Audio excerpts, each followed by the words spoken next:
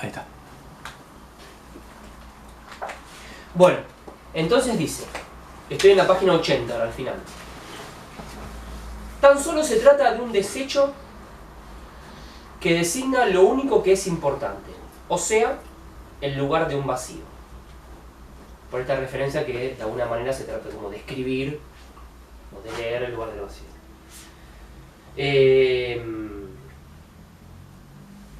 Y encontré en referencia a esto, al tema del vacío, al tema del agujero, en el texto de Harari dice: el objeto A, es preciso reiterar, ofrece la alternativa de maquillar la falta. De esa manera, haría las veces de un tapón que obtura la regencia del menos phi, cuya consistencia imaginaria delimita el lugar simbólico del agujero. Claro. Por eso te decía si vas a hacer ese grafo. Ahí está justo eso. Es eso. Pero no está, no está así. No, en Pay 2 no está el grafo. Está en Rodríguez. No, ya sé.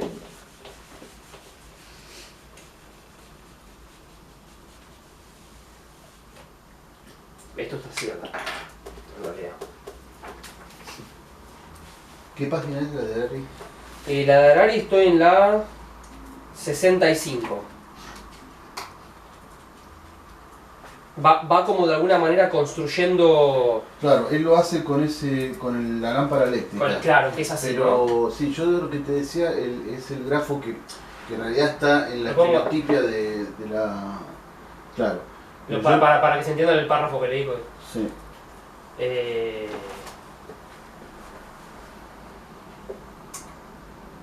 Acá, ¿no?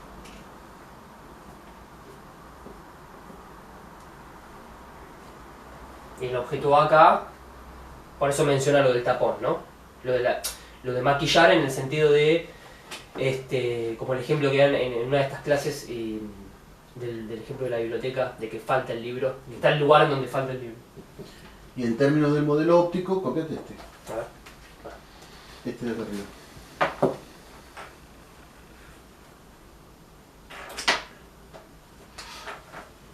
Eso está en la versión, la versión original que traduce Rodríguez Ponte, no está en Pay 2.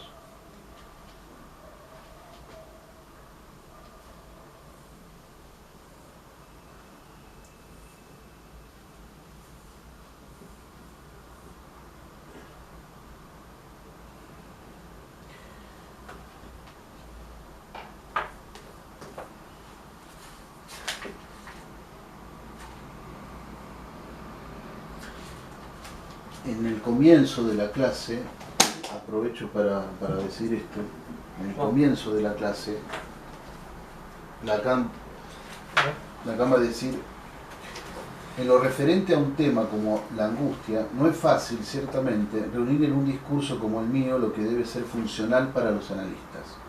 Lo que no hay que olvidar en ningún momento es que el lugar que hemos designado en este pequeño esquema como el de la angustia, que se refiere a ese esquema, ocupado actualmente por el menos phi, constituye un cierto vacío. Todo lo que se puede manifestar en este lugar nos desorienta, por así decir, en cuanto a la función estructurante de dicho vacío. Si querés aclarar un poco qué pasa con el menos phi de un lado y del otro del eje del grafo, ¿no? Porque en realidad,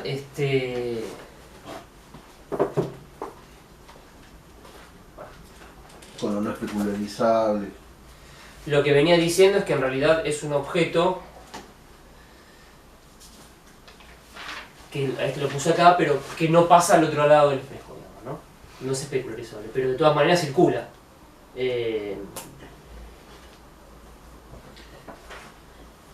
Y el problema de la neurosis, a ver, tenemos otra página, otra cita en la página de Pay 2, está en la 75. Bueno, esto es lo que ordena un poco cuando hiciste el tema del sujeto supuesto a saber, ¿no? ¿Por qué? Porque en cierta medida lo que el sujeto cree conocer es la imagen de su cuerpo propio.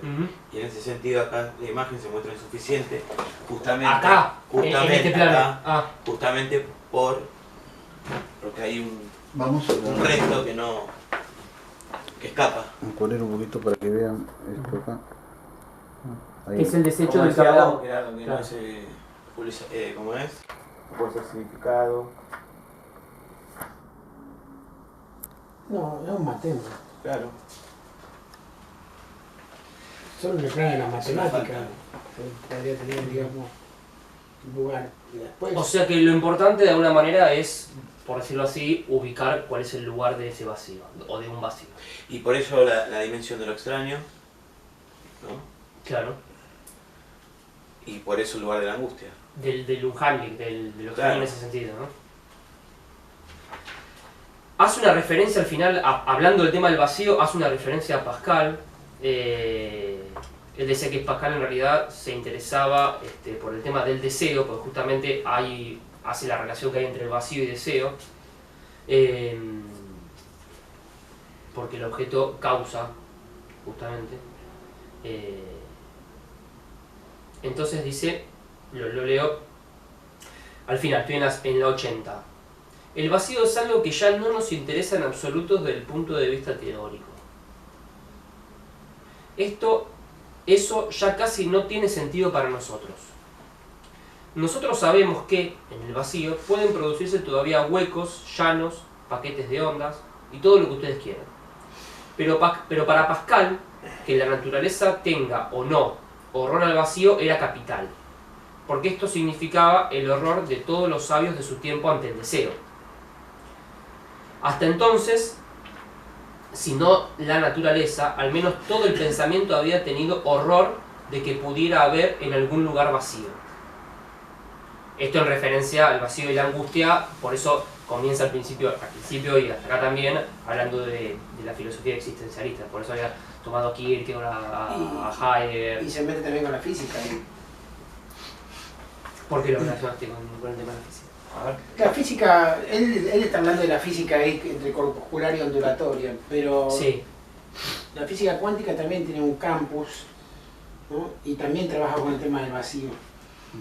Es más, uno de los premios Nobel de física de hace 10 años atrás, o 15 creo que fue por este famoso bosón de Higgs, que se llama De bosón de Higgs, sí. la compresión y expansión del campo cuántico que genera ondas. Que es lo que produce que esa variable espacio-tiempo Claro. se modifique. Y si el espacio se está expandiendo Ujú. a velocidades exponenciales, no Claro. sabemos hasta cuándo. Pero me parece que toma lo de Pascal para hacer también una crítica a los analistas, en realidad. Sí. Entonces, por el horror ante el deseo. Pero si Porque se sigue diferenciando, Sí, a porque en veces ese le- sentido sigue a interrogando veces la tenemos más cuestión. angustia nosotros que los propios analizantes, Ujú. por lo que le pasa al analizante.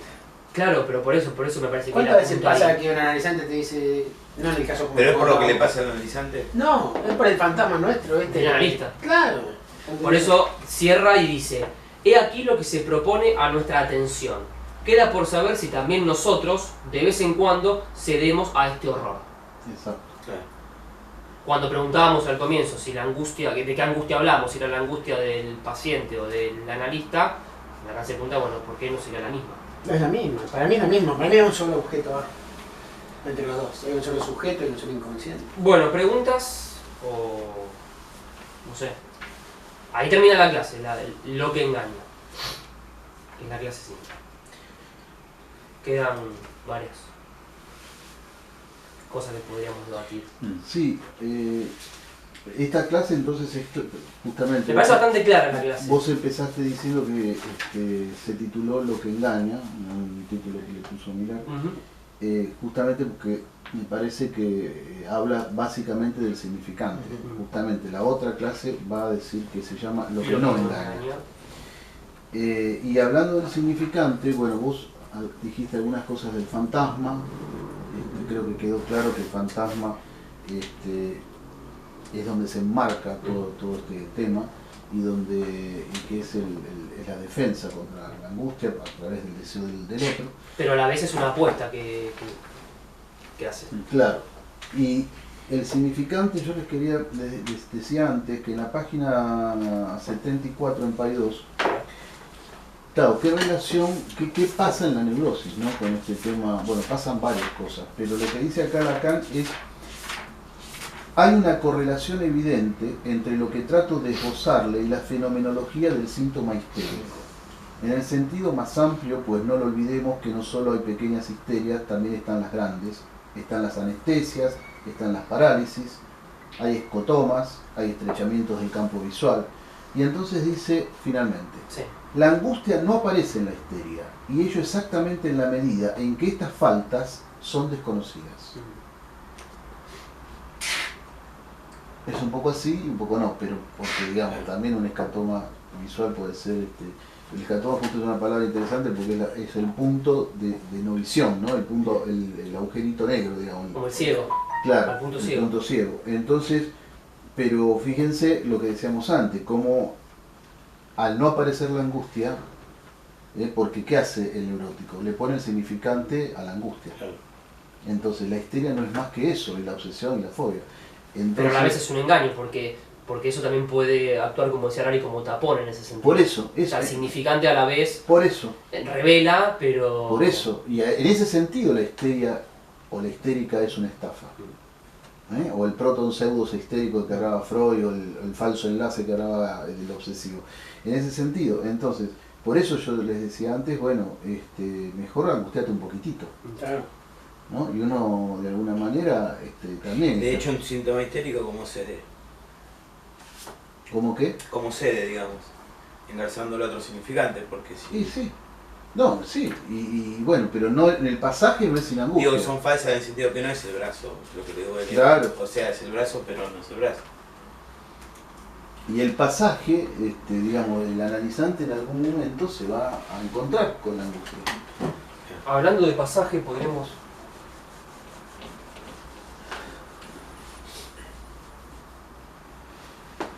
porque nosotros... Está a la vez, claro. Al principio habíamos puesto...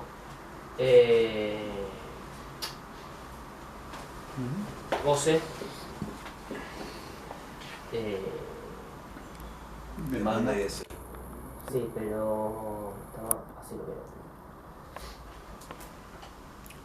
Yo quería leer algo que dice Rani en la página 43, que dice que para articular estos dos, dice que la angustia cumple una función media. Que esto más adelante lo retoma con el esquema de la división para hacer, por el pasaje que pensábamos antes, de acá a acá, siempre y cuando lo podamos pensar tan tajantemente como que es acá y pasa acá. Entre el deseo y el goce. Ella se sitúa como la señal que aparece cuando comienza a borrarse la división entre aquellos con los cuales hace borde. Con esto. Por eso dice que, bueno, sigo. Es una señal de algo que se creía suficientemente escindido, pero que en un cierto punto tiende a borrar sus límites. Por eso dice que es un fenómeno de borde. Nosotros muchas veces hemos dicho que en términos por ahí clínicos pensar deseo, lo podemos poner así, como igual a goce. O angustia igual deseo. O angustia igual deseo, también lo podemos poner.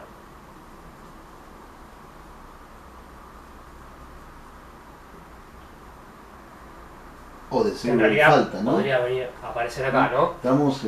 Como que media. Y deseo igual a ideal del yo, más en la vez lo hemos visto también Sí. eso, como posibilidad de que se tocan en algún punto en la parte de abajo del grafo. Bueno. ¿Algo más? Está muy bien. Bueno, Juan, ¿algo más? no. ¿No? Bueno, gracias, Marco. Bueno, Gracias, Marco. bien.